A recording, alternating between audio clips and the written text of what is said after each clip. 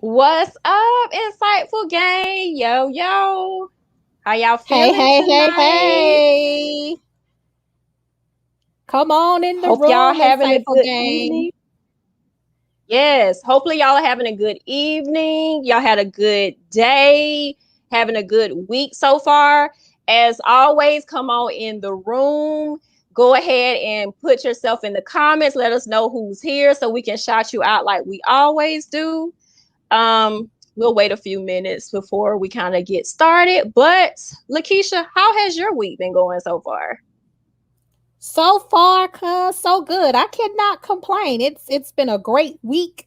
The weather in Tallahassee has been beautiful. Like we are truly in the middle of spring.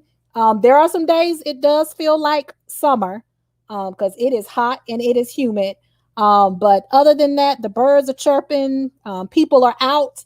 Of course, with these new CDC guidelines in place, you're seeing more and more people out and about and without masks and things of that nature, living their best lives. But other than that, everything is okay with me. How about yourself? Same, no complaints, been pretty good. Recovering from dental surgery that I had on this past Friday, but nonetheless, it went well. So, and I can talk, so I'm here for the episode. So it's been good, no Good. complaints. Yo, we have our first person in the building. Miss Monica. Hey. Good She is the wife of one of our afternoon. She's the wife of one of our special guests that we will be introducing shortly. But anybody else that's in the room, come on and let us know. Comment. So we want to greet you like we normally do. Hey, mommy. I knew you would be here. Hey. Hi, Hey, Tasha. Tasha. How are you doing? Yay. Yes, yes, I'm loving it. I'm loving it. More people. Yes. Please continue to put your messages in the comments so we can acknowledge y'all. But while we got y'all on here, for any new viewers and listeners that we have, we want to introduce ourselves. I am your girl Shnequia, aka S. And I am Lakesha, aka L. And together we are Insightful Conversations with S and L. If you have already, make sure that you like this video and also subscribe to our channel so that you will always know when we drop new episodes. And make sure you hit the notification bell too, so that way you'll be notified of every episode that we have. Okay. Well, we can go ahead and get started if you're ready, Lakesha. I think we have a few people that's on the line. Let's get You ready to started, go cuz. ahead and get started? Kick it off. Kick it Okay, off. Kick it so off. as we're gonna start off our buzzworthy topic segment. Keisha, what has been buzzworthy for you? So for me, I'm all about positive energy, love and light, and all of that good stuff. And so when this story broke several days ago, I was so excited.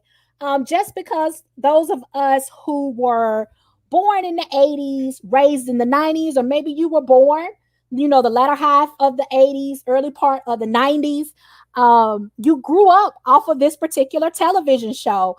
And I don't know about you all, but it was like a household tradition in our house when it came to watching this particular show and their family and just, the ups and downs that they went through as a family. And you just fell in love with them. You wanted to be like them and things like that. So I was so excited to hear that Felissa Rashad was recently named Dean of the reestablished College of Fine Arts at Howard Heard about that. University.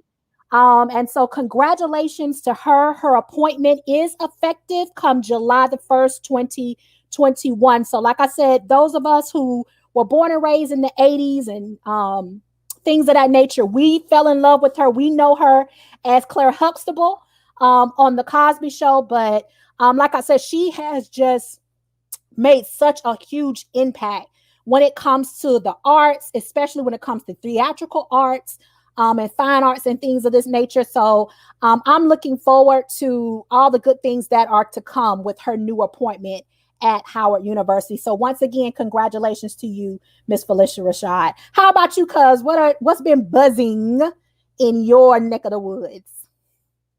Well, first off, I want to say congratulations to Felicia Rashad as well, our everyone's favorite TV mom from back in the day. Mm-hmm. So my buzzworthy topic is something that's been going on in the media for like the past week now. It's involving Miss Portia Williams from Real Housewives of Atlanta. So I'm pretty sure that you've heard the story by now that Portia is now engaged to Simon Galbudia. I can't pronounce his name or whatever, but he is the soon to be ex-husband of one of Portia's classmates from Real Housewives of Atlanta, friend of the show, Fallon. And this brought a lot of controversy on social media because people was just like, okay, like, why would she do this? She wrong for that and whatever have you. Portia said that her and Fallon were not friends. So I must say, when I first heard this story, I was like, clearly not Portia. You know, Portia would always talk about women empowerment and all this stuff like that. And so I was a little shocked by that. But then at the same time, she did say that her and Fallon wasn't friends, but you worked with her closely. Like, you've been over her house, you know, you were around her husband, things like that. It just feels a little weird to me. And I don't know if I kind of like that. It kind of made me look at her in a different way now. But it ain't my life to live. So I mean, if she call herself happy, I know people do fall in love pretty quickly. I'm just saying, like, you know, that is kind of quick. After a month of being together, you already engaged. So Yeah. just like, that is kind of quick. So, and I actually saw a video on YouTube where Fallon was interviewed by Candy, as well as some other YouTube influencers. And, you know, she was saying that, you know, although they are definitely not, you know, BFFs and things of that nature, you know, that her and Portia's relationship did extend a little bit more further than what Portia is admitting to, you know, like their husbands, you know each other, or Dennis, you know, Portia's fiance, boyfriend, baby daddy, whatever. You know, they've been to each other's houses. They've had business meetings and things like that. So, to me, Portia stepped across what I like to call the girl code, line.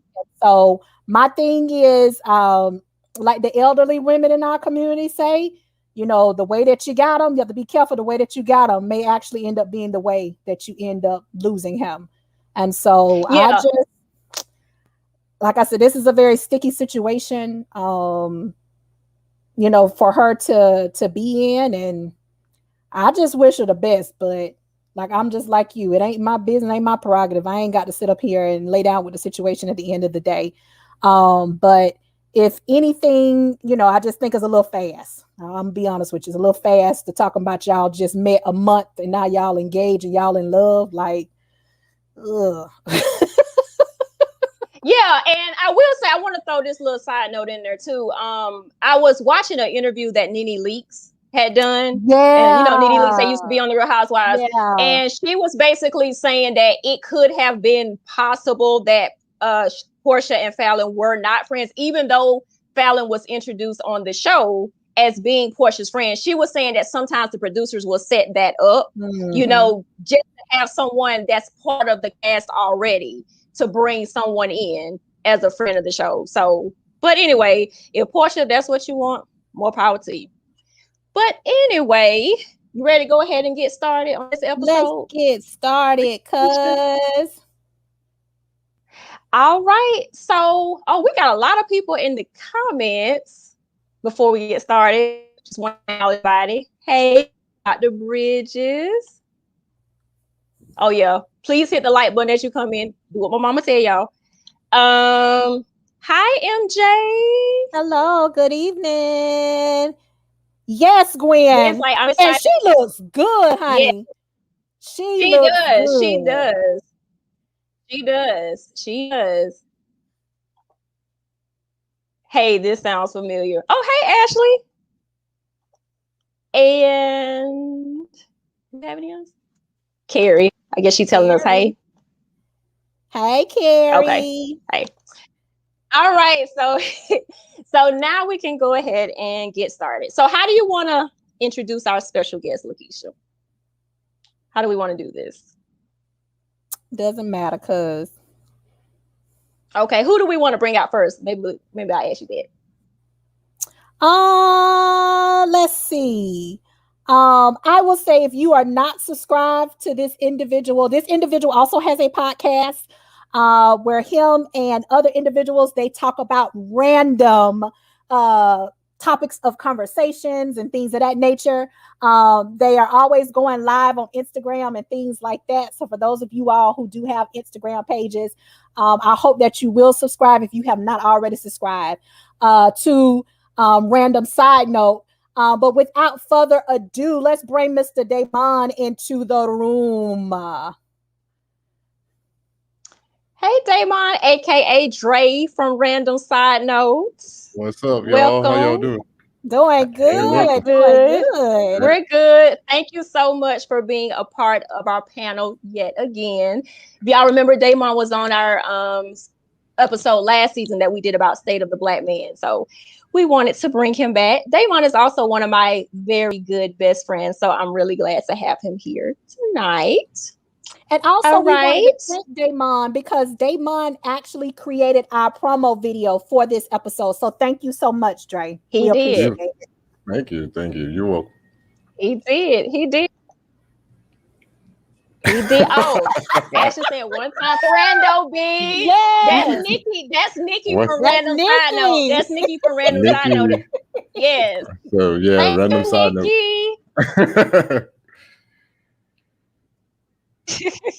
Random Side Note in the building. Definitely friends to the show. She's saying go Dre.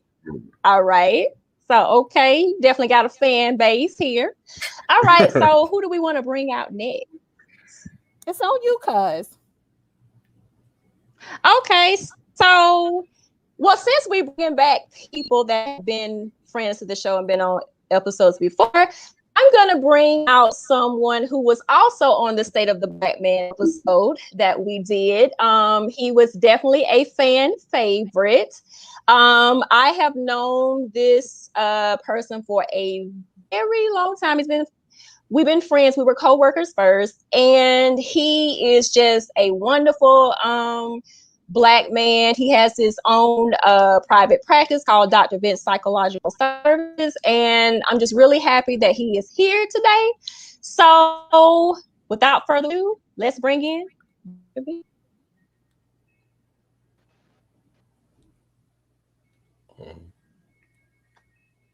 let's add you to the stream. There you go. Hey, good evening, everybody.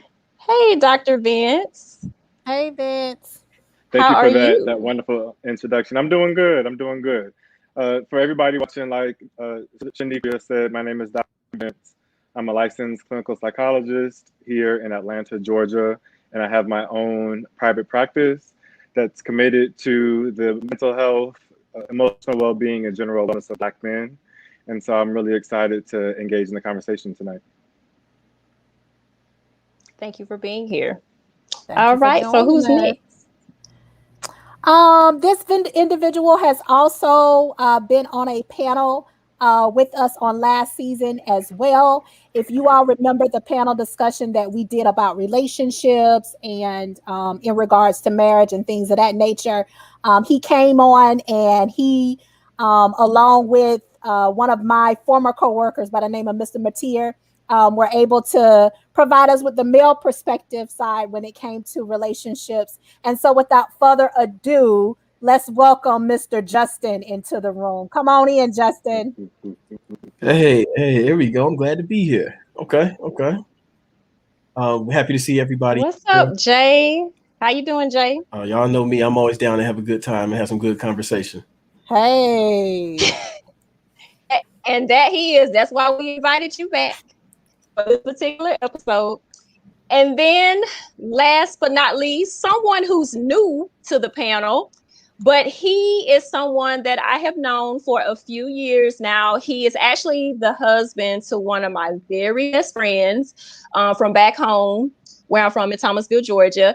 And so he is going to bring a different perspective to the show, something that we haven't heard before in terms of just from our panelists. So without further ado, let's bring in Roscoe. Hello. Thank Hey, you, guys. Roscoe. Hi. How you doing? We doing What's good. How up, about Roscoe? How you yourself? doing? We're doing Good. well. Ready. I'm humbled and excited to be here. All Hopefully, I right. can bring So, something insightful to the conversation. oh, you will. You will. You will definitely.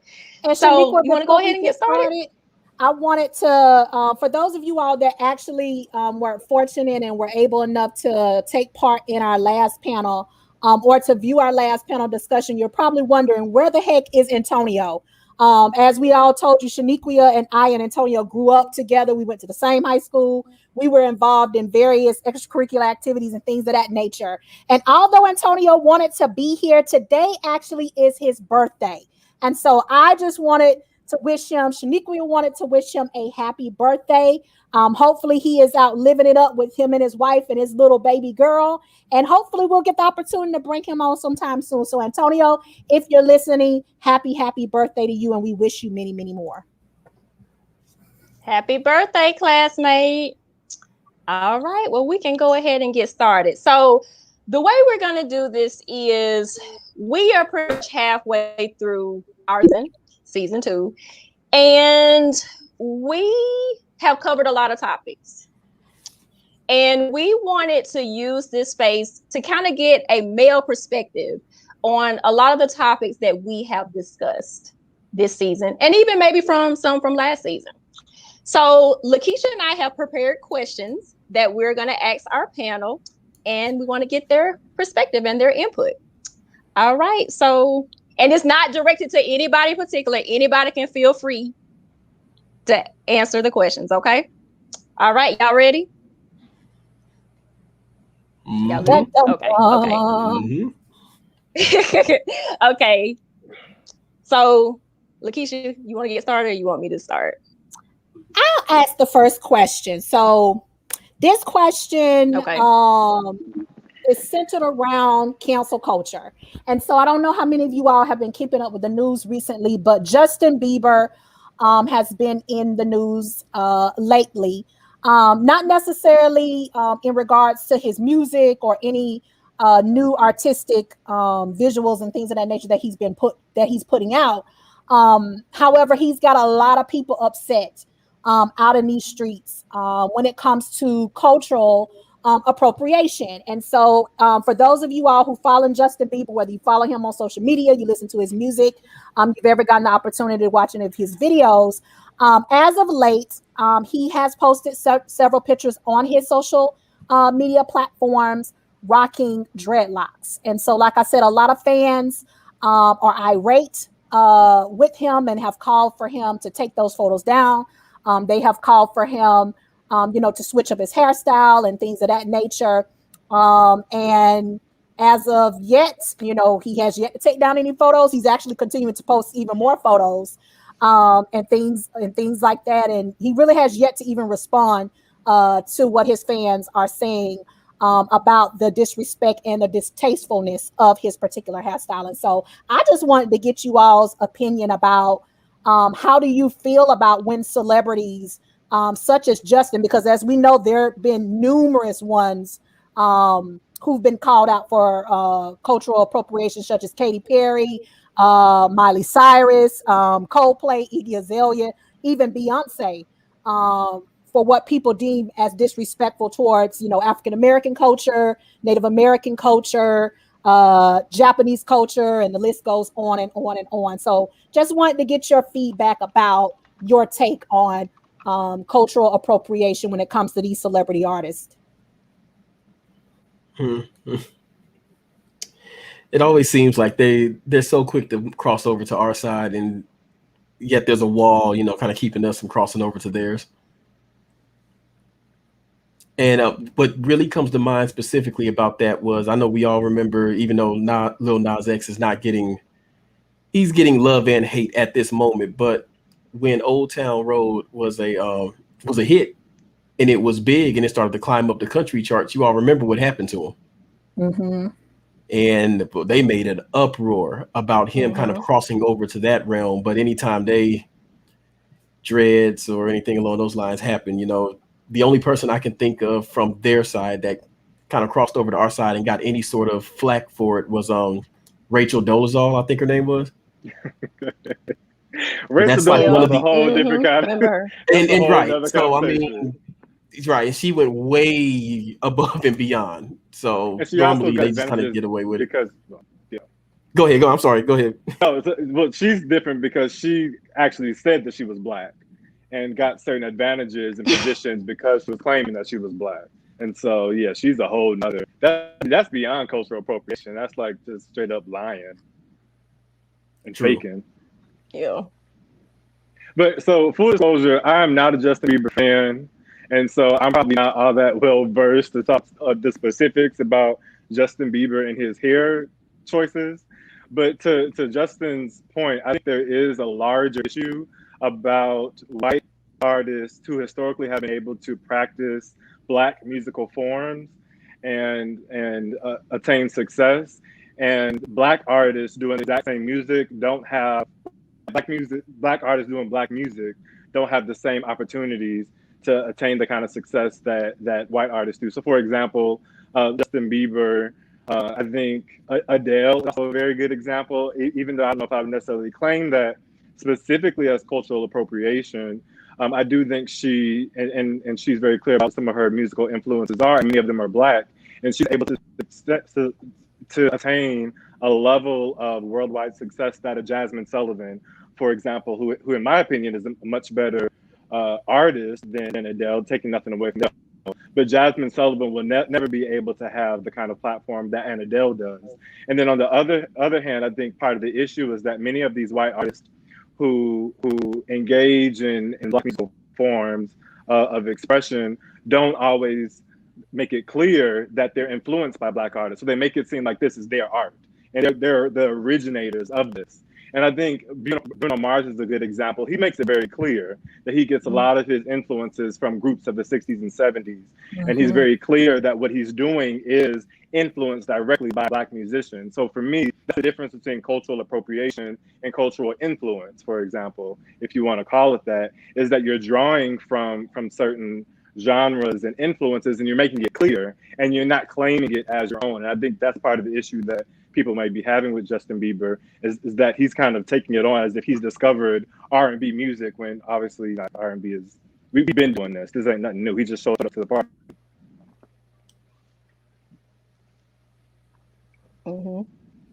Exactly. And as the resident Any person other on the panel viewpoints? with locks, as the resident person on the panel with locks, I will say I don't necessarily have an issue with non-Black people wearing locks as long as they're clear that like this is our thing, but you can borrow it. Like, I don't mind that.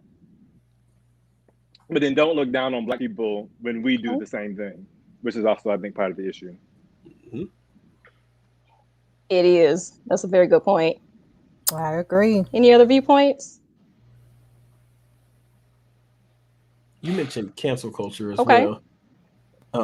Sorry, you mentioned, you mentioned cancel culture too. And I was just thinking how a lot of times people just try to cancel the artist instead of having open discussion like this about like, what's the issue? Why is it troublesome? Why does it bother you? Let's talk about it instead of just get rid of them, throw it out. You can't create this world where the world just reflects what you like or what you're comfortable with. You're going to have some difficult discussions. You can't just cancel out everything you don't like. That's true, Justin. Yeah. Well, I'm so glad.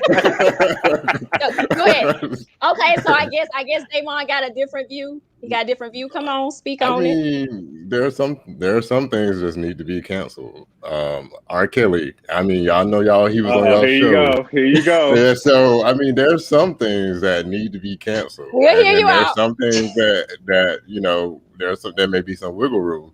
But if my thing is, if you do something, there needs to be a change in behavior before we even are back on the same page again. And so I know y'all about to go in on R. Kelly, but I mean, I'm ready for it. I'm ready for it. No, I was just gonna.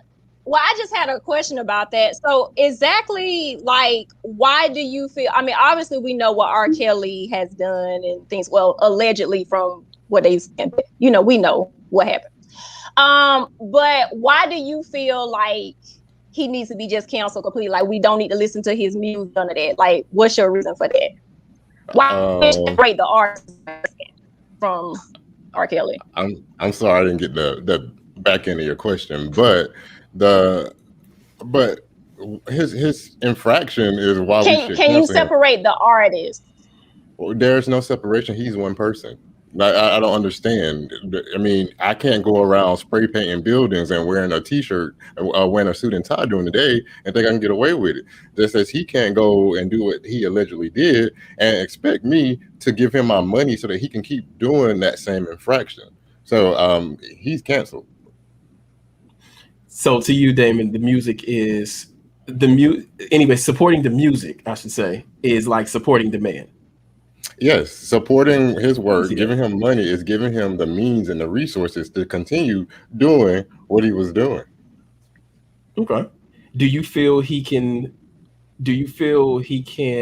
make amends or change?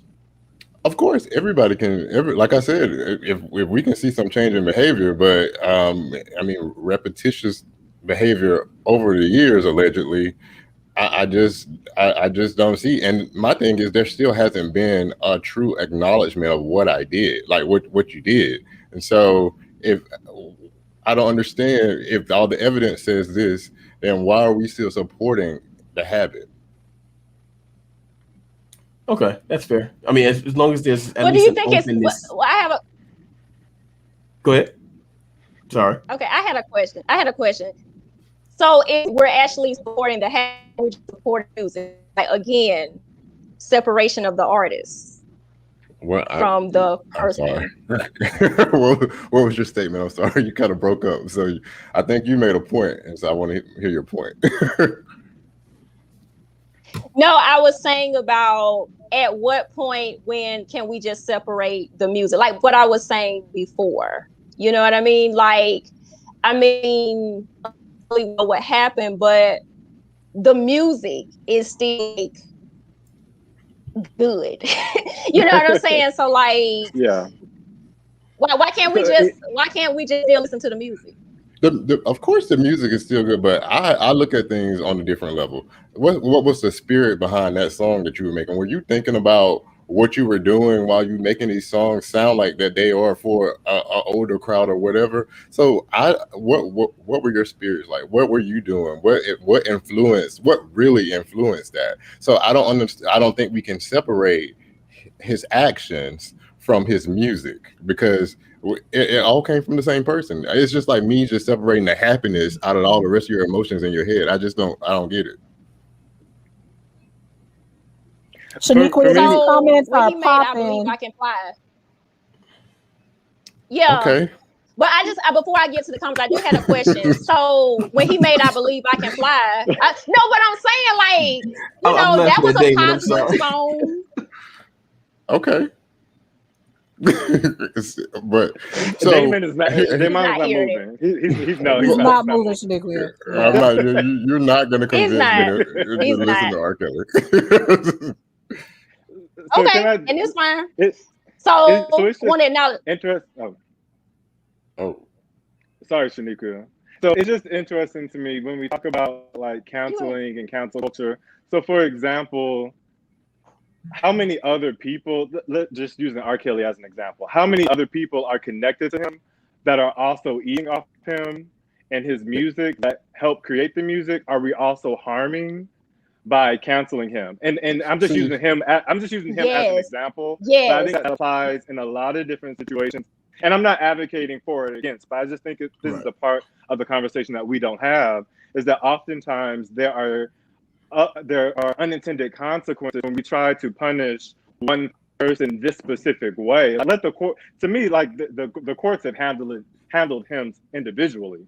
But when we handle him like in the court of public opinion, there are a lot of other people who then get caught in the crossfire because we're trying to hold him accountable.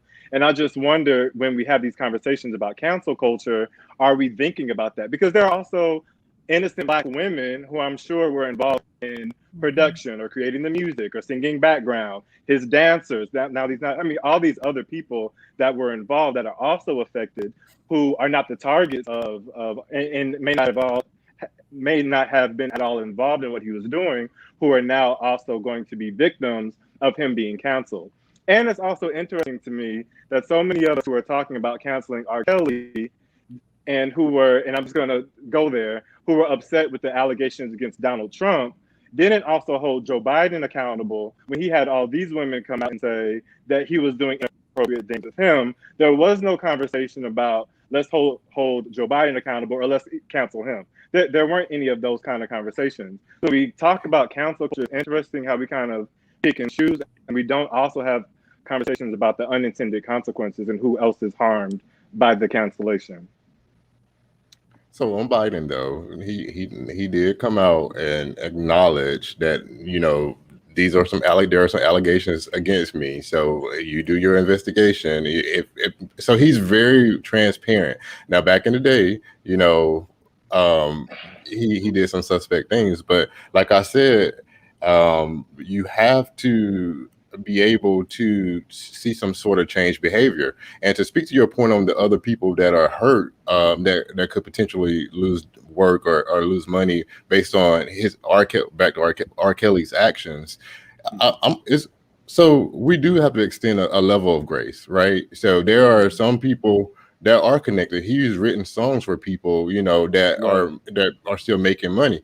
Okay, so as long as they weren't complicit in his thing, so we can extend the grace to those outside people. But just for me to go sit and watch R. Kelly in concert and play and stream all his music so that he can keep making money on his projects, his solo projects. I know there are other people on the background, but my grace extends to the people who he's written for or produced for. That's your level of grace you get from me.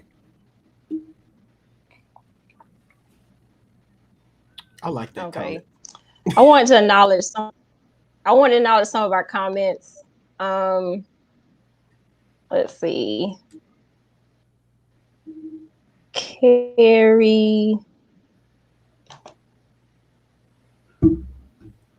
Okay. Carrie put, I still and will keep listening to R. Kelly. And then she also said a pervert is a pervert, money or not, but the fact that he is a musical genius cannot be denied. I do agree with that. Ashley said you can't separate. Nikki said you can't separate the music from the artist.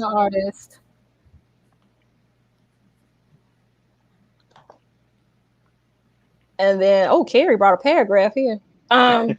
She said there are a lot of perverts in the industry. We literally would have a small number of people to listen to if we focus on what they were thinking at the time. If I like the music, I like the music. That didn't mean I support this perversion. Just like Bill Cosby, I'll still watch the Cosby Show. Same. And that's good. I mean, what's the difference between Bill Cosby and R. Kelly? I don't watch the Cosby Show. Oh, okay. I don't watch. I don't watch that either. You never watched the Cosby Show? I've watched the Cosby Show, but I don't watch it anymore. I've listened to 12 Play and all of that, but I don't listen to it anymore. So for you, it's just stopped watching. No. It's a hard no. You stopped watching Bill Cosby after what happened to him? The Cosby Show? Yes. Yeah, it was a no for Damon. Yes, I don't eat Chick-fil-A. So like I can go down the list. Like Dude. So my just take, to just oh, so my go take ahead, go on ahead. cancel culture, no problem. I have to agree with Dr. Okay, Vince. Roscoe. I think we cancel the wrong people. Like entertainers aren't people that we should be trying to cancel. I think we should be trying to cancel governors and mayors and politicians and things that really affect us. You know, everybody's entitled to their own opinion. I mean, cancel them versus somebody trying to live their life. And so I agree. Go ahead. I will say that I also think there's an interesting way that we have the conversation. People who are against canceling him, as a clinician, as a psychologist, I wonder what message I'm sending to survivors of sexual assault. So that's kind of the other piece of this, is that oftentimes when people say, well, I'm not canceling him, I don't care, the music is great, they also add to that, I don't care about what them girls went through, if the girls really wanted it, if their parents, like oftentimes those go together. Like they're saying that they're not going to cancel him, and in some way they're also invalidating the experience of these women and girls who were allegedly abused. And so I also wonder, like for us as consumers, if you're choosing not to cancel him, can you not cancel him while also honoring the fact that there were women and girls who actually were abused? Because I think what we end up doing is inadvertently sending messages to people around us who are survivors of sexual assault, whether we realize it or not, that it's not safe for them to talk about, and we're not going to believe them. And I think sometimes, specifically as it relates to R. Kelly, that's the message that's explicitly sent, particularly from those who say they're not going to cancel him. Dr. Vince, I'm sorry, Vince, sorry about that. Vince, that's a great point. When that whole thing first broke out, just think about cancel culture. Now people attach a lot of different meanings to what people do, whenever a celebrity or somebody does something, deemed negative in the world. When that first broke, I remember the only thing I said on Facebook was, boy, I bet there's layers to this. I'm gonna stay out of this right now. And I remember a classmate of mine from high school, someone I hadn't talked to in over a decade, came out of nowhere and accused me of supporting pedophilia and trafficking of females. And I'm like, I'm sorry, what? And came from the perspective that if you don't immediately cancel him, you must be supporting what he did. And I'm like, that's a bit of a reach. That's kind of going a little too far. It's going a bit drastically. I'm more so just waiting on everything to come out. But another point I really wanted to kind of hone in on, Roscoe, you kind of touched on it, is kind of take some of the focus off of the celebrities. And you mentioned governors and people that can actually affect us.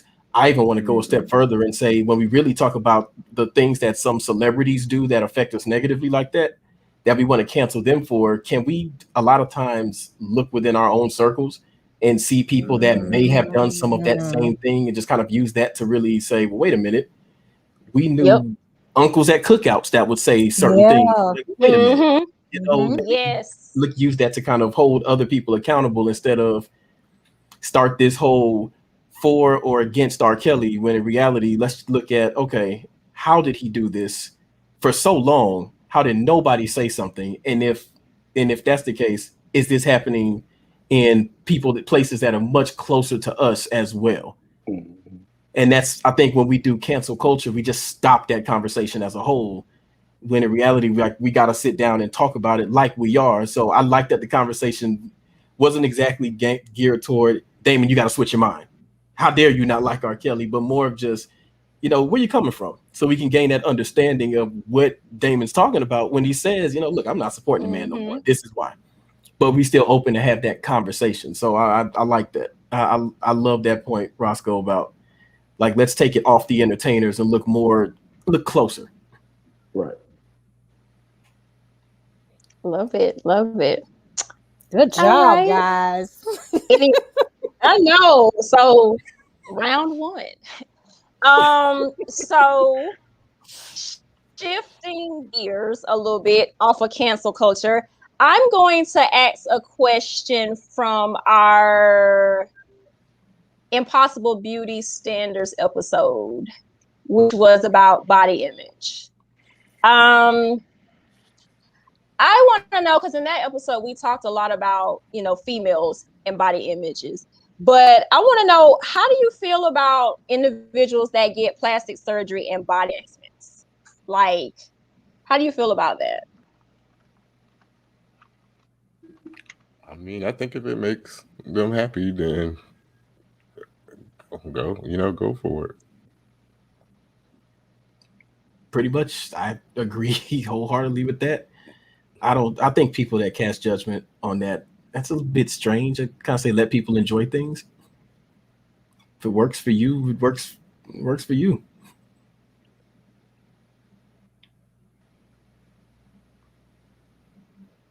And so because you know how some people go ahead. No, you go ahead.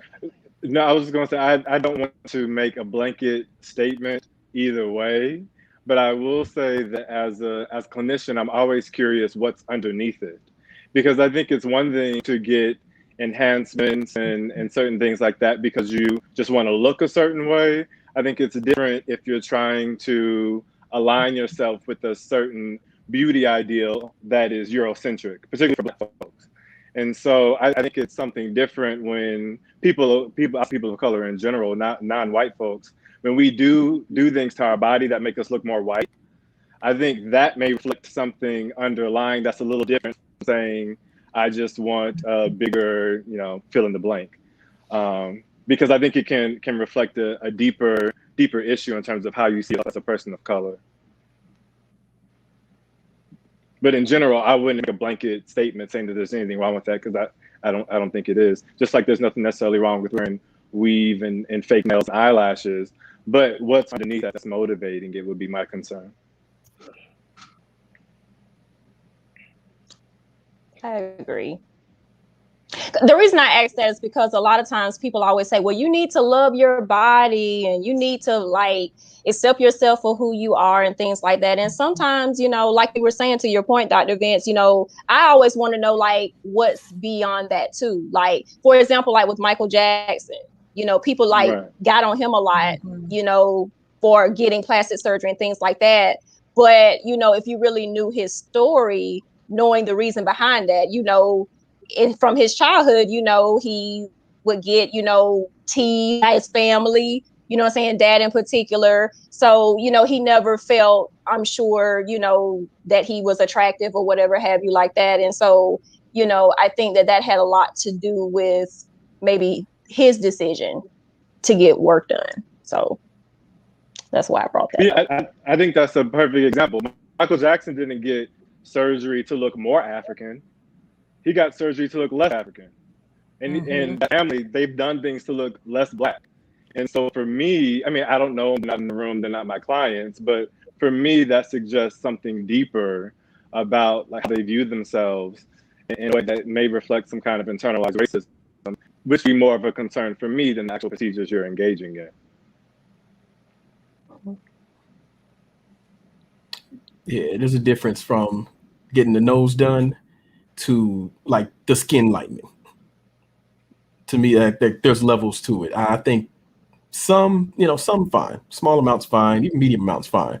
But once you completely become an entirely new person, then, like Vince said, okay, there's something else there. Well, to Michael's defense, he did have vitiligo, sure. Which was partly the reason. No, it was confirmed. No, it was confirmed. Just like his hair grew out his scalp. It was confirmed. Too. Yeah, and vitiligo. The nose was due to vitiligo. Right, all of it was okay. No, but he admitted to wearing wigs. I mean, he did. Y'all do know he had his hair caught on fire back in the 80s. Pepsi commercial, right? At the Pepsi commercial. Yeah. That's the most traumatic part of that now movie. Black people and his hair never go back. Y'all okay. Funny, y'all. Okay. It's not funny. And I'm looking sleep. Don't slander. Don't do him. Don't do Mike.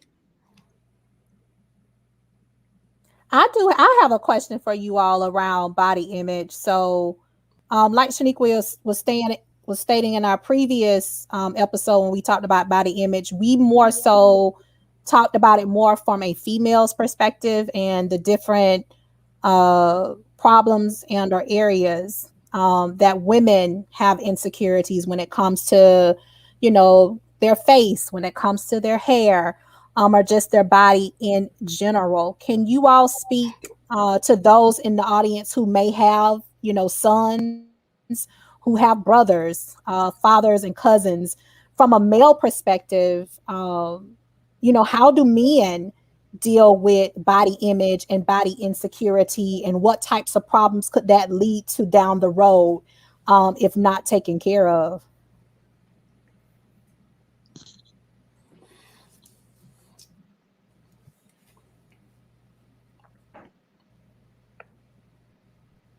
Well, I'll jump in here. And so, from my perspective, men deal with a lot of body image issues. We just don't talk about it. And so, for me, I work out and I have a lot of friends who work out.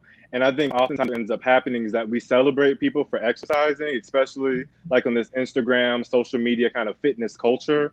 I think there's a certain celebration like, oh, you're so disciplined and you're so strict with your diet. But oftentimes that can actually reflect symptoms of anorexia, where you're working out too much and your diet is too strict. It actually can reflect mental health issues, deeper insecurities that you're working out and exercising to address. And so I think for men, it can maybe show up a little bit differently. We don't often name it as body image and body image issues and insecurity.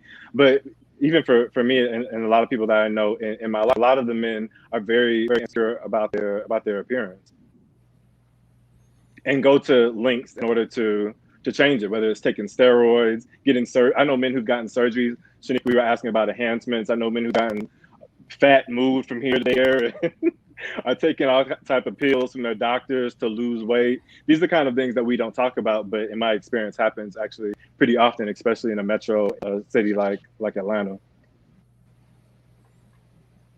Absolutely. I'll second every single one of those points. We typically we don't open up about it. And that speaks to a larger issue in regards to men opening up, that I can assure you we don't have anywhere near the time tonight to even come close to approaching that subject. But yeah, it's in a laundry list of things that just men don't feel safe enough to talk about. Let's put it that way. Generally, healthier men will sometimes create smaller circles where they can, but on a grand scheme, on a big platform, just in general in public, most men won't really come out and talk too much about the body image issues that they may be experiencing. And it's much more common than people realize. It's so internalized within men that a lot of times we even just kind of take, if you've ever seen this group of friends, you just take these little shots at each other and it all seems like jokes. Mm-hmm. But in reality, a lot of that comes from either an ideal image or a perceived image of what someone wants to be, or something along those lines that's kind of pushing that narrative.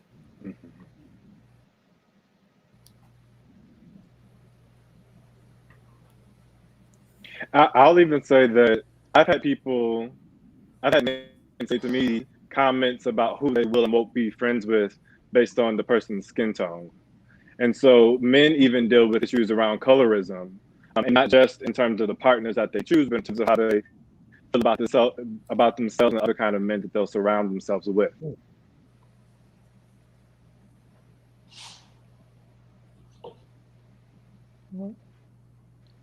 What's the phrase now? Light-skinned brothers are in, or dark-skinned brothers are in?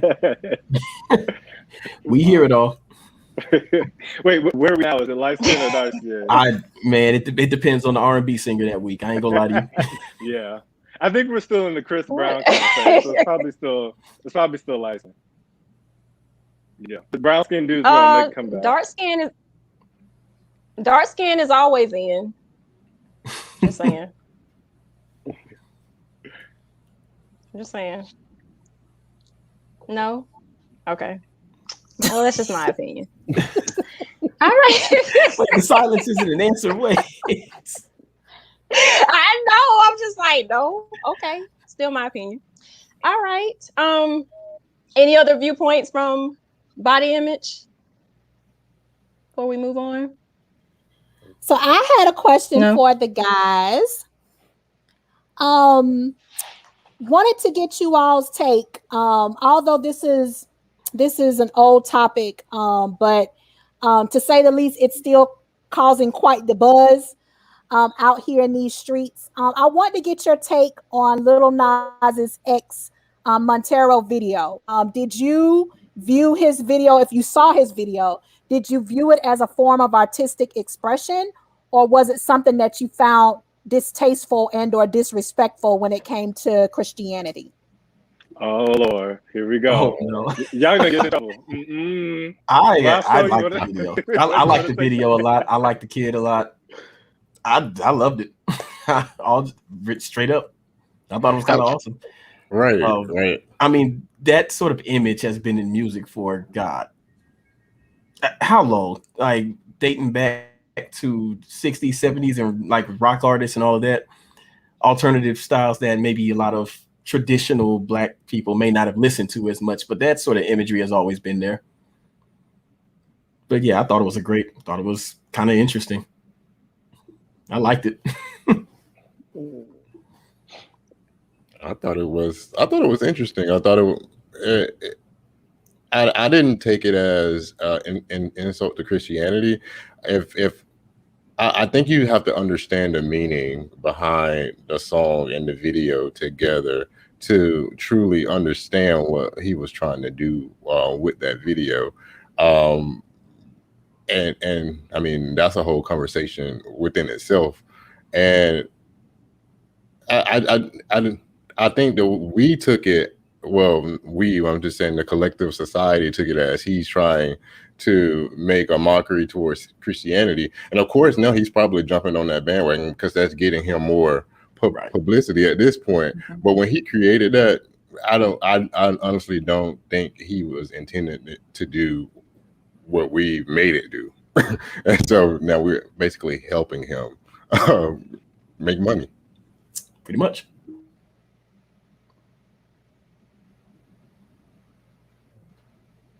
You think the images in that video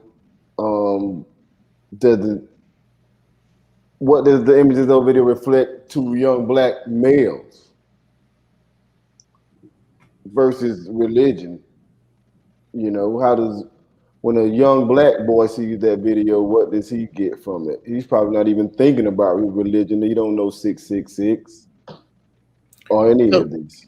So I've said this before, and I think I said it on my podcast when we discussed this. We have to take it back. So we have to give the reign back to parents. So if the parents need to screen what young Black boys are watching, and unfortunately, there are many ways that young Black boys can get what they, see what we hide from them.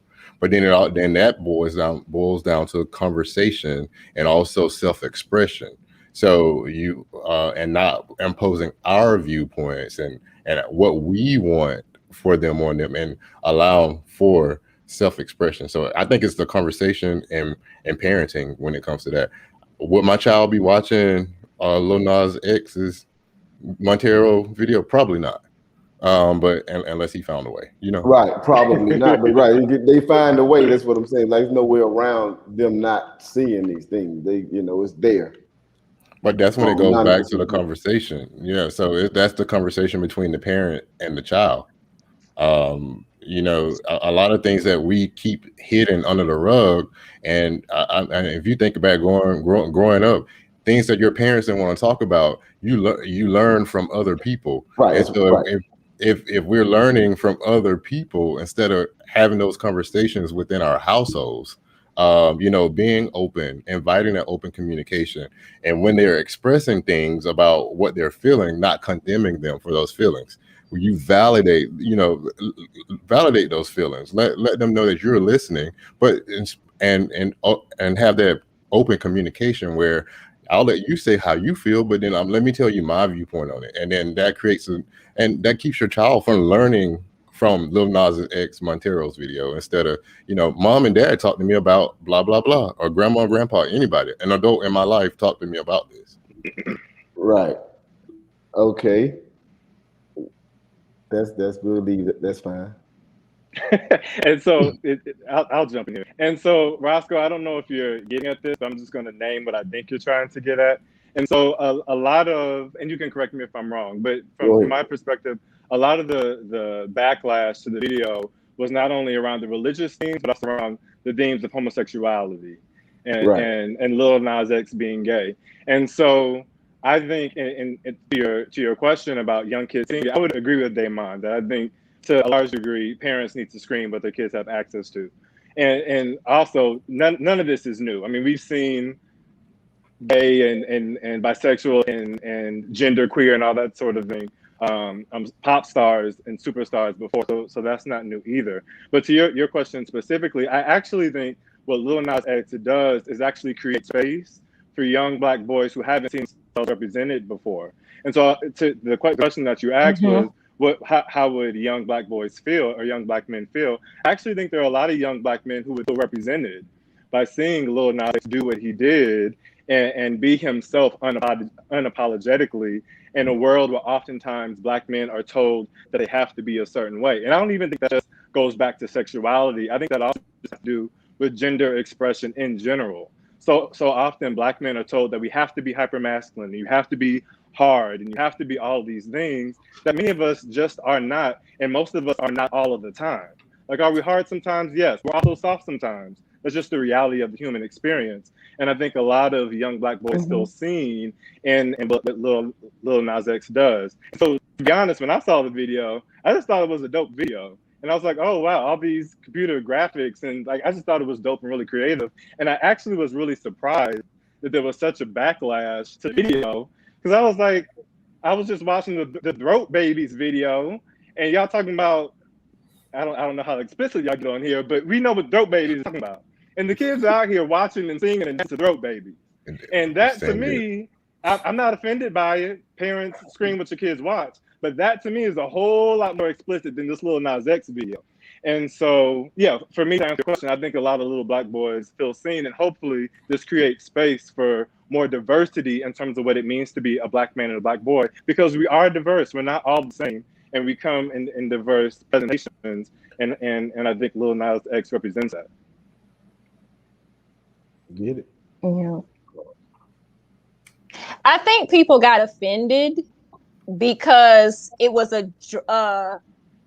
drastic contrast from Old Town Road, and they were used to that type of Lil Nas X. So it was just like, whoa, like he's doing things that, you know, giving the devil a lap dance and stuff like that. So I think it was just a little much because he had such a young fan base.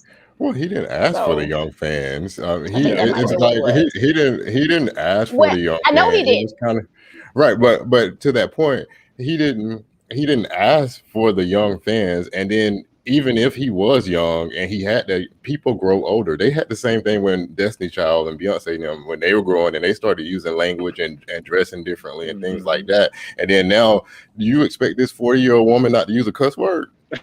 And like, you expect this 40-year-old woman to wear none clothes? Like, what do you want? Like, so I unfortunately, whatever. Old Town Road was a kiddie song. Like, all the kids sing it, you see it everywhere. But Lil Nas X ain't trying to be there. He ain't trying to be Old Town Road for the rest of his life. And so, find your kids somebody else to listen to. Not Throat Babies. And actually, he was saying that song. And actually, he was saying that song wasn't a kiddie song. He was talking about, like, I guess, drugs and that, cocaine or something like that. Drinking and stuff. I didn't know that. Song. Yeah. Lean or something. Yeah. So. Yeah, he mentions riding a lot in Old Town Road, and he ain't talking about horses. Right. And he had like 3 songs before he got to Montero as well. But at the same time, I think we all remember when Beyonce, from Drunken Love onwards, it's been a totally different Beyonce.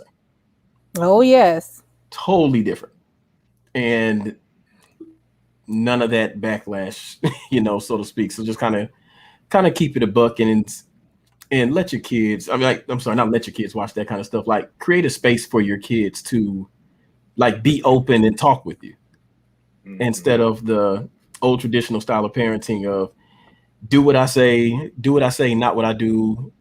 You know, that old iron fist kind of rule in the household. Like we can't control the world anymore like that. You know, it's too many ways for kids to learn stuff that we tell them the opposite to as parents now. So it's I agree, you know. Yeah. But kids are kids just like we were, you know. Right. They grow up, kids teach kids, you know, they do their own thing. We know as parents, you know, you do what, you know what I'm saying? So if you're raising a teenager, right, and you can teach him the right way to go, that doesn't necessarily mean he's gonna go that way. You know what I'm saying? Sure. Yeah. Sure, absolutely. And you just kind of hope that as your kid makes those changes that they come and talk to you. So right. Even if you have, like I said, you can have the dialogue with them, and they're still gonna do what they saw, what they are into, regardless of how much they respect you. Right. I know this for a fact. So, and you can't stop those images. So it's a tough situation. I just had to get that out. Like, you know, right. Completely agree. And I think that's an issue that's not specific to Lil Nas X either. Like we only talk about even if it's gangster rap or whatever the case may be. Yeah, right. You see what I'm saying? This was a similar conversation when Cardi B and Megan Thee Stallion came out with WAP. Like similar kind of conversation around what kids and what's gonna happen to the children, little girls, and all of that. It's like, well, that's not Cardi B's responsibility to raise your children. Like, that's up to you to figure out what they have access to.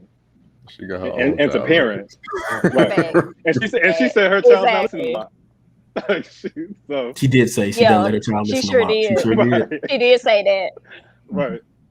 But meanwhile, everybody else child around here listening to WAP.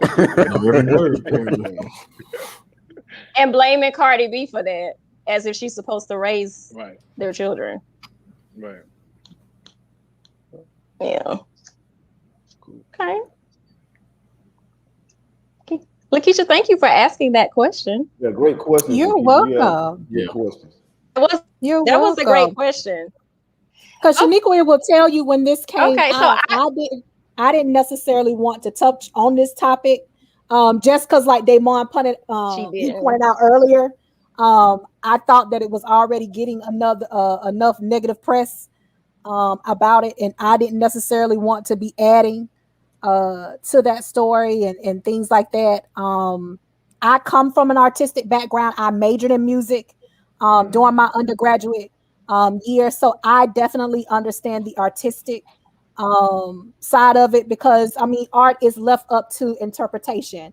I'm the type of person, I've always been curious. My parents will let you all know that. I don't take things at an eye glance or just what somebody's going to tell me. Like, I'm going to do my own research and then from there form my own opinion about the topic. So I just found it very, very interesting hearing from her, because like I said, I love music, I love art, I love the space that people are allowed to express what it is that they want to about themselves or whatever it is that they're experiencing. But then also on the flip side, I understand as a Christian how some people could also be taken aback by it as well. And also even from the parental stance, like me and Shnequia are not parents in the natural sense, but I've been working with kids like over 15 plus years. And so that's how I approach them. Like, we've got to start having more of these conversations, more of these dialogues versus our generation. You know, Justen and Roscoe, you know, hit upon that. You know, our parents are more like, you know, when I say something, you all do it. And if I said I'm not going to talk about it, I'm not going to talk about it. And we had to respect that. But as a result, it also led to a lot of us being curious because mom, dad, grandma, auntie, or whoever didn't necessarily want to delve into that particular topic. We went, you know, snooping around in order to find information out. And so, like Justen said, in this generation, the way that we were raised, and we know a lot of our parents and grandparents were doing the best that they could do. We're not taking anything from them. But each generation is also different. And so, especially working with kids, as I work with them, and I know some of you all may have children or you have nieces and nephews and just little cousins, like they want to know, they're curious.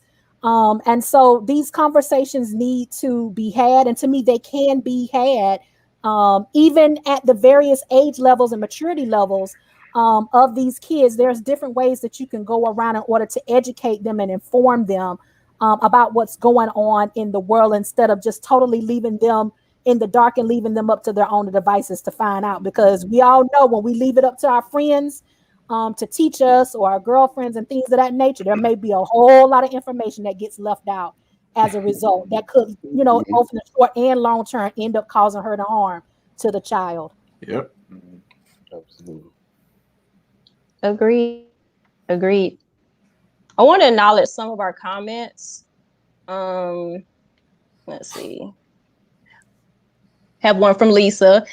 She said, sorry to say, but white people get up in arms over Black artists creating things that they not used to have. That they not used to. I have a feeling this all started with them. Interesting. And then Sleep in the Box wrote, why is it so sensationalized with us? Do other demographics have to have these conversations tied to the images they see in the media? That's a good question. Okay. That's a good question. That is a good question. Do y'all want to answer that? Or do y'all have an answer for that? I wouldn't really know, to be honest. So I have thoughts. I don't know if I have an answer, but I do have thoughts.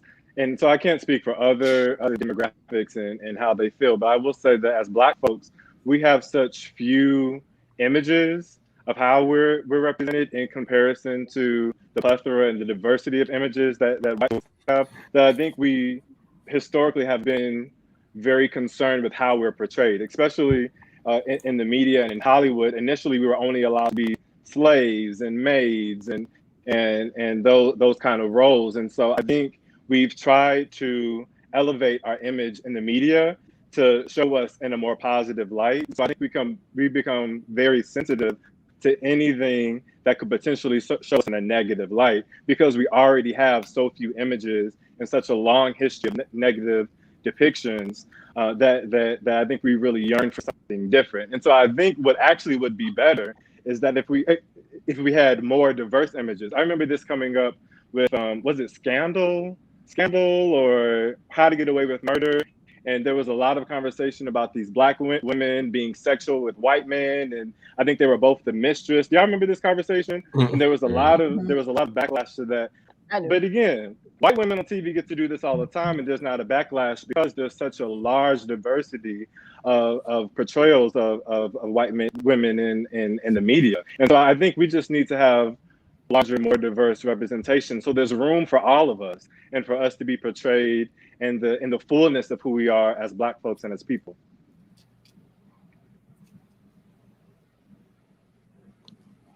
Justen, you want to say something? Point. I'm thinking about that. I was thinking about that, and I like that there is more space. Like there is more space for different types of looks for the Black men and women. The issue, I think, is the fear that comes with some of those other looks coming in. Right. So when Montero comes out, or when all these other looks come out, there's a lot of fear, like, how are we going to be seen now? Right. Or how's it going to come off now? And I'm guilty of sometimes sitting back and saying, damn, they didn't cast us as this again. Mm-hmm. Sorry, forget the language.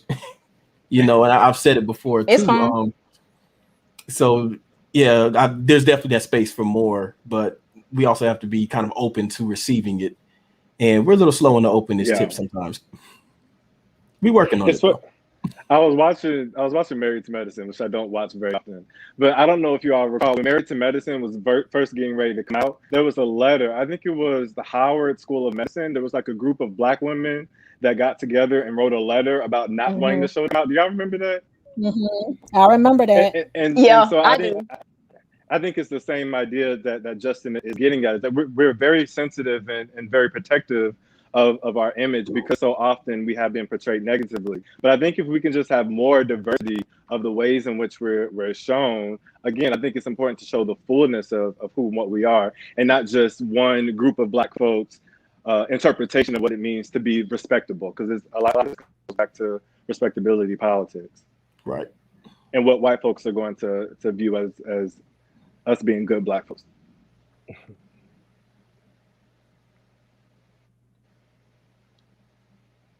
Agreed. All right. Well, I have a question.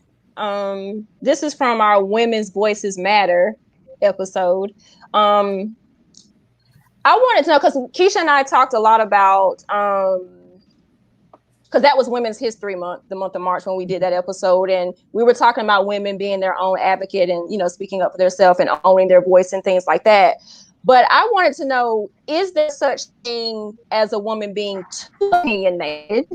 And if it is, at what point is it considered a turnoff?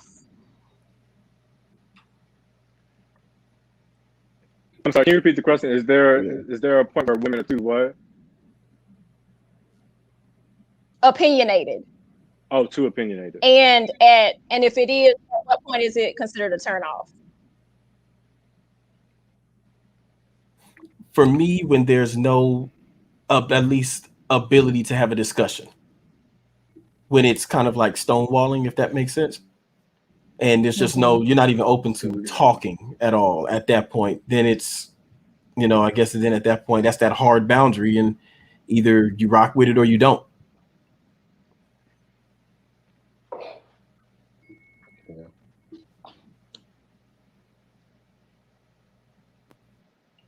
Go ahead, Damon. You like you got something.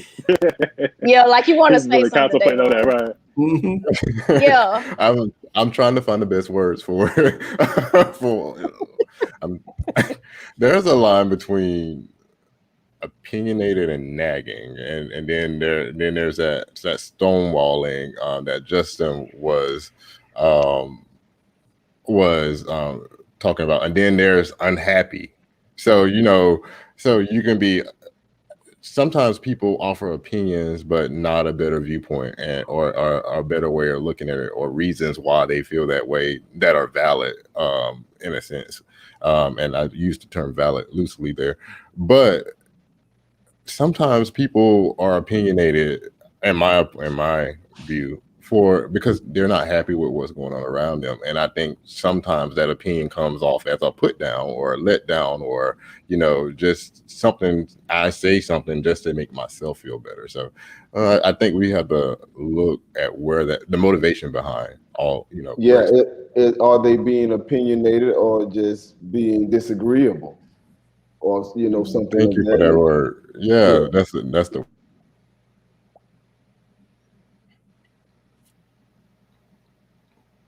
Yeah, I like that. I like that a lot. And also I hope I don't sound like I don't piss someone off with this one. How many things are you opinionated about? Is it everything? Is it, if, I guess I'll just say, for example, if I'm trying to maybe it could be set up a date, set up an outing, have a conversation, and if majority of the conversation is just disagreeing, or not disagreeing with no communication or no conversation afterwards, just hard boundary after hard boundary after hard boundary, doesn't really make that person a bad person, but then probably incompatibility has kind of stepped in the room. Exactly. Are you always opinionated about dating and relationships? Or are you always opinionated around job, the workplace, or family? So I think it goes back to that motivation, and like Justen said, then not a bad person, but maybe incompatible. At that point, we may not work. Okay, so I'm going to jump in here, if that's okay. And so, yes, please do. I'm trying to articulate this as effectively as I can. When we have this conversation as people, I'm not talking about us right now, but just in general, my patriarchy and sexism antennas kind of go off, because I've never heard anybody ask, can a man be opinionated? Like, as a man, I get to have all the opinions I want to have, and people are going to listen to me in the spaces that, well, as a Black man, that's kind of different, but just in general, there's always space for my opinion. And so why is it that as men, there's always space for our opinions, but for women, they have to be agreeable? And so I don't know if this is a woman issue as much as this is a people issue. Like, there are people who have opinions that are not based on any facts, but I don't know if that's unique to women any more than is a man issue or a non-binary, whoever it is. Like, I don't want to be with anybody who's opinionated that they're not willing to engage in conversation and compromise. And so I think something, I understand and appreciate the question, but something about the way that we talk about this when it comes up, for me, suggests that women should be nice and agreeable and go along and not have any wants or desires and just acquiesce to what a man says. And I don't think that's necessarily the case. I mean, have all the opinions you want to have and just recognize that that's not going to be for everybody, and that's fine. Right. I totally agree. Like, again, it's just saying, is she giving her opinion, or is she just being disagreeable?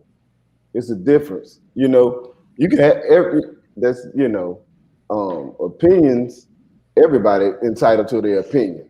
Mm-hmm. Period. You know, so I just, when someone's being disagreeable, it's very different than being opinionated. You can cipher the two. Right. Very true. Very true. And I think the point that I'm making is that that's not a woman issue. That's not a gender issue. That's a people issue. Right. I just think it's funny being lighthearted. You notice when you asked that, how all the men were like, wait a minute. Like, we all just kind of stopped for a second and really thought about how to approach that sort of answer. Right. I was going to say that. All of us had that same thought. Like, wait a minute. Okay. Depending on how I answer this, could impact who knows what. It's one of those things, and it's because going back to something that you said, Vince, is because I've actually said this to a group of my friends earlier, and I said one of the ways I just think that we can save the world right now. I like men holding men accountable, and women holding women accountable. And whenever those lines get crossed, I just think one side at some point just kind of stops listening. And so I just kind of I like Vince, how you kind of shifted it to say, well, wait a minute, men do this a lot too. And we can kind of address that elephant in the room, because there's no telling, just thinking about things other people have dealt with, there could be women in the comments who have been with a man who shut down their opinions. And so no, that's not cool. Right. Of course not. Absolutely not. So I like this. I tend to err on that feeling of, I'm gonna hold men accountable, and I'm gonna trust the women of the world to kind of hold their sisters accountable as well. And I think too, if we can insert privilege into this conversation, for me as a Black man, I feel like it's my responsibility to create space for Black women's opinions. And so when I'm in certain rooms and certain spaces, I want to make sure that I'm not taking over in a way that silences the Black women, because Black women have always been silenced in certain spaces. And so I use my privilege as a man, because I know people listen to me when I speak, particularly given some of my educational credentials, to make space for Black women. Because to be honest, if I'm talking about the opinion of a Black woman and the opinion of a Black man, depending on what it is, 9 times out of 10, a lot of it's going to go with the opinion of a Black woman. I mean, and I think that's just the reality for a lot of us in a lot of situations. And so I always want to create space for that and use my privilege to hear those voices, because historically they've been silenced.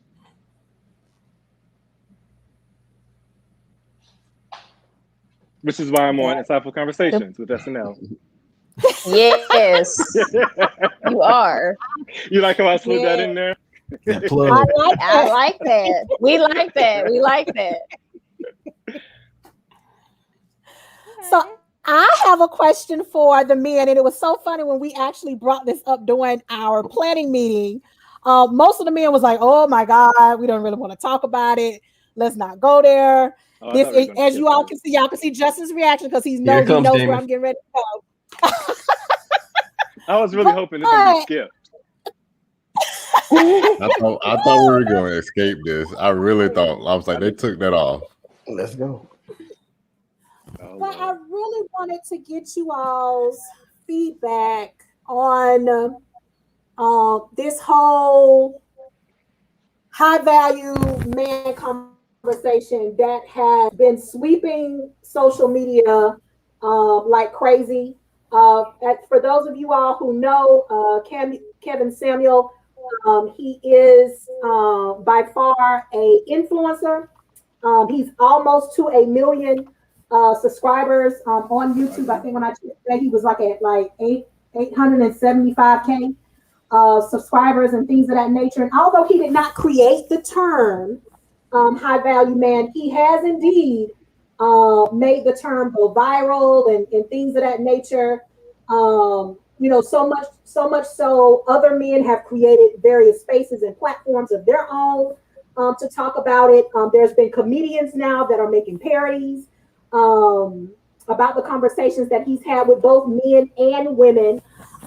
And for those of you all that do not know, when it comes to a high value man, there are 6 things that Kevin lists of what he describes or what society in general describes as a high value man. So he says, number 1, of course, is centered around money. This individual, this man needs to make at a minimum 10K a month. At a minimum. Yeah. Number 2 criteria for a high value man is the length of time in which he has had that money. And he says performance length, you need to be consistent with in regard to earning money for 3 to 5 years. That's criteria number 2. Criteria number 3. He just started earning money. He was outside of Macy's. Group high value men. I'm just letting you know what he says, the definition that society says about high value man. He says number 4, these type of men have a network of high value men, and then they get others to join in with them. Criteria number 5 is visibility, so the position and income are LinkedIn leveled. And then number 6 is utility. How useful is your group of individuals around you and influence and things of that nature? So I just wanted to get y'all feedback, y'all take of, what do you all think about the definition? What do you all think about him going viral, his celebrity? Now, because he is probably one of the most popular influencers this year. That's out there. You're right. It could change. It could change at the drop of a dime. Well, what do you all think about this whole conversation around high value men and things of that nature? Because he never mentioned anything about character in none of this. I was about to say, did I miss integrity, honesty? Because I was like, maybe I missed that part on the list. Okay, faithful, trustworthy. Oh, okay. First off, he's a YouTubian life coach, like Dr. Umar says. Also, it sounds like a pyramid scheme if you listen to it. Everything you name was centered around money, and it's probably and then they threw the networking in there. So it sounds like your next bedazzle or whatever they got going out around here, and so everybody's subscribing to that. High value man. I don't think he even has the credentials or the influence that people are giving him to even define high at this point. So, I mean, that's just how little I think of him, especially if you've seen the people, how he belittle. A high value man does not belittle women in the way that he does. Speak on it. I agree, Damon. I agree. Mm-hmm. I agree. And yeah. So Kevin's issue, to me, is in a lot of the times your message can get lost pretty heavily in your delivery. And so could Kevin have some nuggets of wisdom in between things? Sure. Do sometimes people need to confront their unrealistic expectations in life at times? Sure. But there is a way to approach that type of conversation that doesn't involve completely belittling somebody. And he does it because honestly, when you think about that list, that's also could really do a lot of damage to men too. And so, of course, there are clips everywhere of him belittling women, but there have been clips of him belittling men as well, including one that I know a lot of people have seen, where he asked the guy a specific question about the size of something, and because the guy didn't answer the question in the way in which he wanted, boom, another one told to essentially go die alone. It's there's a way to get people to hear your message without trying to destroy their character to rebuild them back up. Like that's not the way to get it done. You'll cause more harm than good at that point. And I'm trying to be as nice as possible in answering the question about Kevin, because a lot of me just wants to go back to the first question you asked and just say, Damon, the way you feel about R. Kelly. Yeah, we can just toss Kev. Kev can go. Kev can go. He can go. He never got on over here. Yeah. Okay. So we're gonna keep Lil Nas X and get rid of Kevin. That's what we do. Pretty much. I like hurting everybody out here. I like Kevin. I like Kevin. I watch him. I've seen lots of watch his videos, not just clips, and understanding, it's a lot of good things he says. Now, I mean, if you listen to the clips are gonna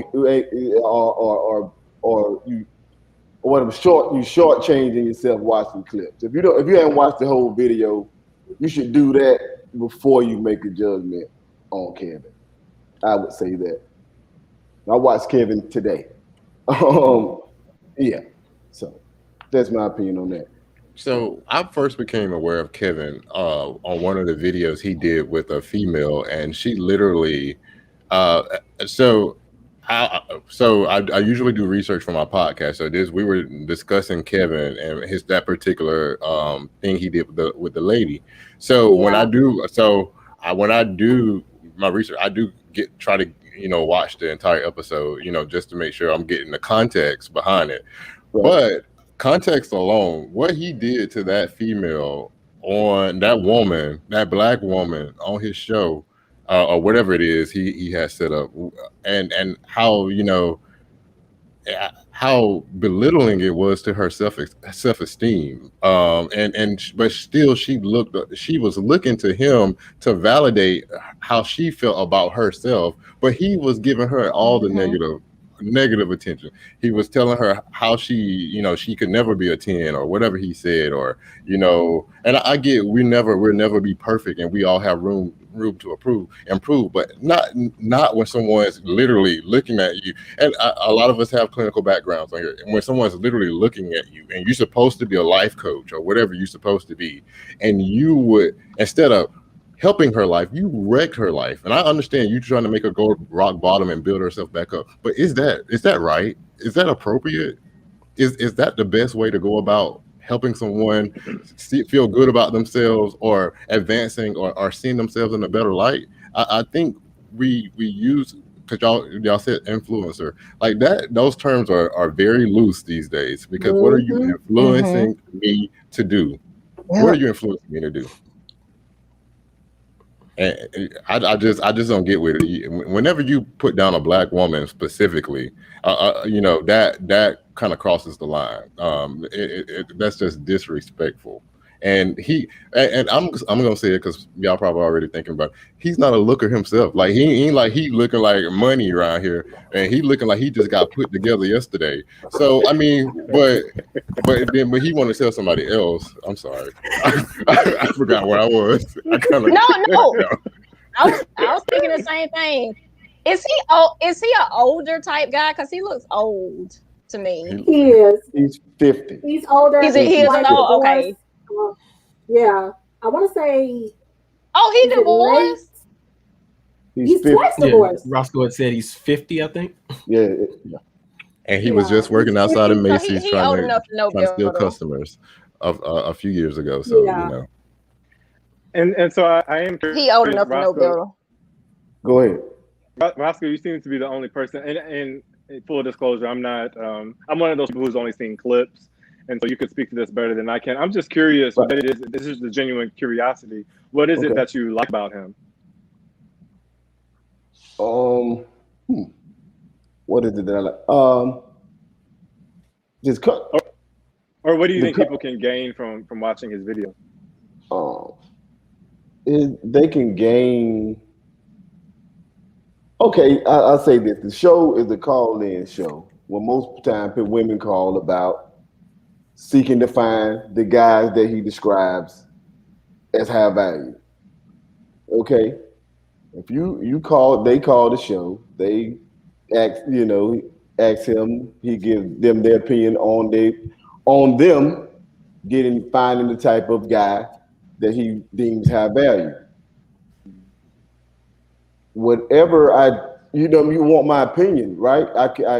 He just gives his opinion to everyone, and it's not degrading all. I mean, I won't say all the time. It's just the truth. Sometimes the truth hurts. You have to deal with it, and that doesn't make me a bad guy because I tell the truth to black women. Should I lie to black women versus tell them the truth? But there are some things, and I respect what you said, but there are some things like it's like you said, like saw him say anything really degrading to not that I've seen lots of episodes. Yeah, I don't have the specific clip, but it was bad to the point where didn't he was call like, somebody fat? He called a woman fat, or something like that. So I've actually watched a couple of his videos where he has basically told women, those of us who are over 30, that we've hit a wall. If you're a single mother, the possibility of you getting a quote unquote high value man is unrealistic. He has called people fat. He has called women out by their names. And so I'm like, Justen, a lot of times what he says, even as a woman, sometimes I actually do agree with it. But it's the way that he delivers the message to me that it can be so damaging. Not only to the women who call in, and that's another even context in itself. Like, why are you even calling this individual in, calling him to get advice about your life? That was gonna be my point. So, like I said, that's something for another day. That was my point. Right. Right. The motivation behind the people that are calling. I've also seen him exactly, and like I said, I've also seen entire episodes where he's gone after men as well. I just haven't seen a lot. To me, more of his episodes that have caused him to catapult in these social media streets have been the videos with the women versus those where he's talking down so on the guys, and so that's the problem that I have with it. Oh, okay, just the delivery. Well, I was just gonna say, I think it goes back to what. Go ahead, Roscoe. No, I'm done. Go ahead. Go ahead. You fine? No, I was gonna say, I think it goes back to what Damon was saying about the validation that these women are looking for whenever they call. Because like I'm one of those people like Dr. Vince who just watched the clips. Like I've never watched an entire video of his. So I'm just wondering, like, to your point, like, he's like, what is the reason that they're continuing to call these women or whatever? And it's just like, is it because you just want to just hear a man's opinion or whatever? Like, I don't know. Like, that just, I don't know. That just doesn't really sit well with me. And go ahead. And not only to him, I look at the women who brought into the books from Steve Harvey, look into the women who were going to Derek Jackson, about advice regarding relationship, and then come to find out, he got 1, 2, 3, 4, 5 plus different women out here in these streets, but women are signing up, for his 1-to-1 coaching sessions. Women are purchasing his books. I even could go on record to saying several years ago, I actually purchased a card game of his, which is actually good. It's good for conversational starters and things like that. But I don't. Wait, who has a card game? Whose card? He has a card game. Derek Jackson. Whose card game? Whose card game? We had that. Oh, Derek Jackson. Okay, I didn't know that either. Yeah, it's one of the. It's one of the products that he sells, but that's like even just another piece of this whole conversation. Why is it as women, a lot of time when it comes to validation, or we're trying to pursue these questions or these questions answered when it comes to relationships and men and things of that nature, that we're going to men like the Kevin Samuels, like the Derek Jacksons, like the Steve Harveys of the world, versus other men, as you all were talking about, in your community, men that can have probably the most impact, men that are credentialed, men who are educated, may not necessarily have a platform that these individuals have, but can do a better job with building you up. And at the same time, giving you that hard truth, but not necessarily tearing you down at the end of the day as well. Yeah. And so it's all about tact. Right. Lakesha, that's exactly the point I was going to make. First, I was going to say, get your dating advice from a licensed clinical professional. Don't go to random, because essentially what we're doing is following some random guy on social media who's made it big and taking dating advice from him. And so whether it's Kevin Samuels or anybody else, from my perspective, if you're serious about relationships and making that work, and there's things that you need to work on, go to a licensed clinical professional. And so I'll just do a plug. therapyforblackgirls.com, therapyforblackmen.org, psychologytoday.com, and actually get a licensed clinical professional who can sit down and talk with you, help you unpack your issues and figure out what is really going on that's getting in the way of you developing serious, the kind of serious relationships that you're saying that you want. The other thing that I was going to say is that most people make under $100,000 a year. So that's even where you lost me, because now you've eliminated the majority of the population, and so you're talking to that's basically what he's telling those women. Like, at some point you got to be reasonable, right? Logical, right? If you want a lot, but most women want guys that make that kind of money. And it's 10% of the black men that make that kind of money, you're not gonna find them. So what's wrong with a guy that got a job that make $60,000 a year and go live off and be happy? Right. I can agree with that sentiment. Absolutely. Was actually the point that I was going to make. Go ahead, Roscoe. Yeah. And the guys that I know that make that kind of money, they're looking for specific type of women. I can relate to that. But you can go ahead.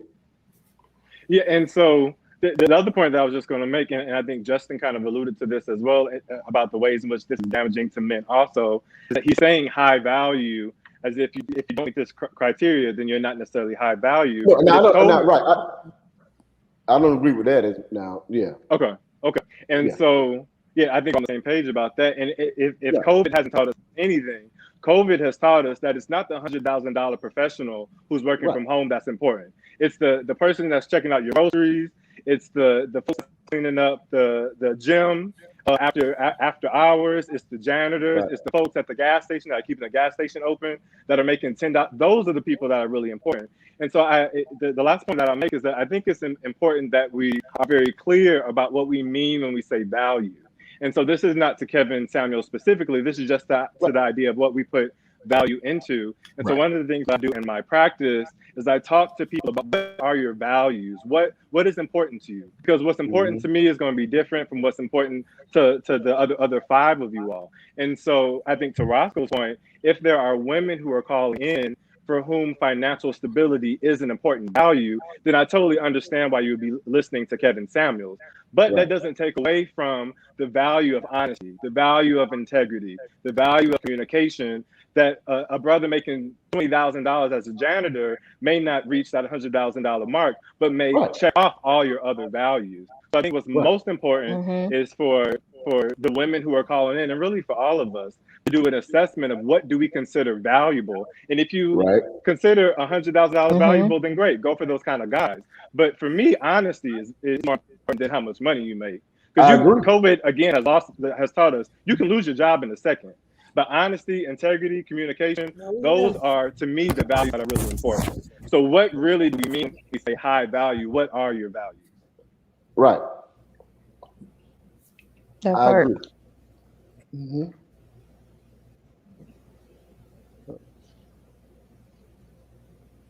Yeah. All Yeah. right. Just Mike, boom. All right. All right. Well, as you can see, we have really been covering a lot of topics this evening, and we do want to be mindful of everybody's time. So we do want to go ahead and begin to wrap this up. But I guess does anybody have like, I guess, any final thoughts that they want to share to the audience before we kind of close? If I had just one final thought, I love that this represents. There's been quite a few things tonight that we disagreed on, but I love that we were able to, as men and women, as Black men and women, disagree and it not devolve the whole conversation. Like just different viewpoints. People can see the different viewpoints, smile about it, and learn from each other instead of it just turn into a bashing session and cancel each other out. So I love that this whole thing represents that, hey, we can talk and have these conversations that are very insightful without devolving into just name calling and losing the whole point of the discussion. So I loved it. Great point, Justen. Great point. Very great point. Is this the portion of the service where we plug our social medias and all of that? Have we not gotten? Yeah, you can. Yeah, you can if you want. Yeah. Okay. And so again, my name is Dr. Vince. I'm a licensed clinical psychologist here in Atlanta, Georgia. I do have a private practice that's committed to addressing the mental health, emotional well-being, and general wellness of Black men. I like to say that I work with Black men specifically, but not exclusively. So I'm open to working with anyone who thinks I would be a good fit for them as a therapist. But I really am dedicated to addressing the mental health needs of Black men, because as we alluded to tonight, there are not a lot of spaces where we can do that. And so if you're interested, you can find out more about me online, www.thedrvince.com. That's THEDRVINCE.com. You can also check me out on Instagram and on Facebook, also at The Dr. Vince. Actually, I'll just piggyback off of that since it's kind of a lot of the same things. I'm a licensed professional counselor in the state of Georgia, also operating a private practice, and I can be located at the website is my name, www.justendeboslpc.com, and I can be found, work with a lot of the same communities as Dr. Vince, and I come from a social standpoint of really looking at your social circles, your environment, and the world that you have kind of put around yourself and how it's impacting you and your well-being and mental health. All right, I'll go next. Since y'all said Kevin is an influencer, I'm a mini influencer. I have. So I'm also, my name is Damon, but I'm also Dre from Random Side Note Podcast. We air episodes weekly. It's just random conversations about news topics. We usually have a general topic. We drop every Tuesday. We're on every major podcast platform. And if you work in an office and you like to listen to stuff, you can listen to us on the web browser at random-sidenote.captivate.fm. We're on Instagram, Facebook, Twitter, and TikTok at RND Side Note. We dropped a new episode today. It's entitled Side Note 24, friend code, who said that? So we kind of talked about the Portia situation, but I gave our own viewpoints on whether or not it's okay to date a friend's ex. So check us out every Tuesday, every major podcast platform, Random Side Note Podcast.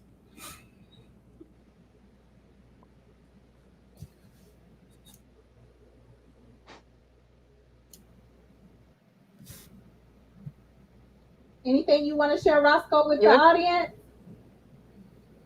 No, I'm good.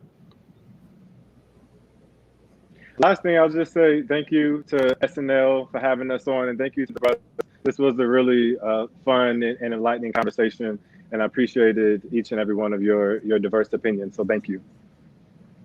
Oh yeah, I enjoyed you guys. Likewise. It's always fun to be with the ladies. Yes. Thank you all. Yes. Thank you all. And we normally end our episodes with an insightful moment, but I think there's a lot of insightful moments in this episode. So we don't have to pinpoint any because there were so many, so many gems. So we'll just go ahead and end by saying that you can make sure to follow, like, subscribe to our YouTube channel, our Facebook page, our Instagram page. Our handle is Insight Convo WSL.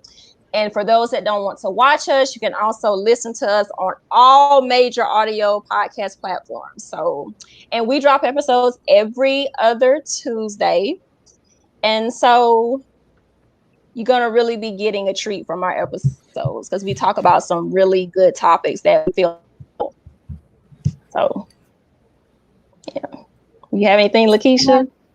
And as always, to our audience members, if there are topics that you all would like for us to create a space around, whether it's just Shnequia and I conversing about it or us bringing in different individuals, feel free to also DM us or send us an email as well. We welcome your opinions. We'd love to hear from you all as we continue to grow our platform and grow our podcast. All right. Well, thank you all again for tuning in this evening. We hope that you were able to get something out of this episode and that you enjoyed it. And until next time, in 2 weeks, y'all take care, stay blessed, and be safe out there. Bye, everyone. Bye, everybody. Peace.